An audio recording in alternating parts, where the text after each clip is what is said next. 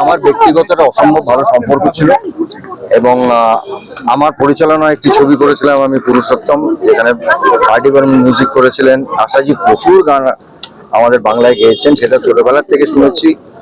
আমি আমার মার কথা বলি, আমার মা না পাগলের মতন ভক্ত ছিল আশাজি, এবং আমার মনে হয় ওনার ভক্ত এরকম কেউ নেই। আমার মনে হয় সারা ভারতবর্ষের গানের জগতের একটা নতুন ট্রেন্ড সৃষ্টি করেছেন উনি। ওনার প্রতিটি গান, সেটা বাংলায় বলি হিন্দিতে বলি, সেটা এখনো আমরা গাই। এবং আশা ভোসলের গান না একটা দূর থেকে শুনলেও বোঝা যেত, ওনার একটা প্যাটার্ন ছিল। এবং আশাজির মতন একজন শিল্পী, একজন মানুষ, আমি ওনাকে ব্যক্তিগতভাবে চিনতাম, কারণ আমার ছবিতে, পরিচালনার ছবিতে গান গাইতে এসেছিলেন। ওটা আমার কাছে একটা স্বপ্নের মতন, ওই স্বপ্নের দিনগুলো মনে করছি। এবং আমি মনে করি আশা ভোসলের যা গান আছে আর সব ভাষায়, সেটা আজীবন থেকে যাবে। এটা এক যুগের অবসান তো বলা যায়।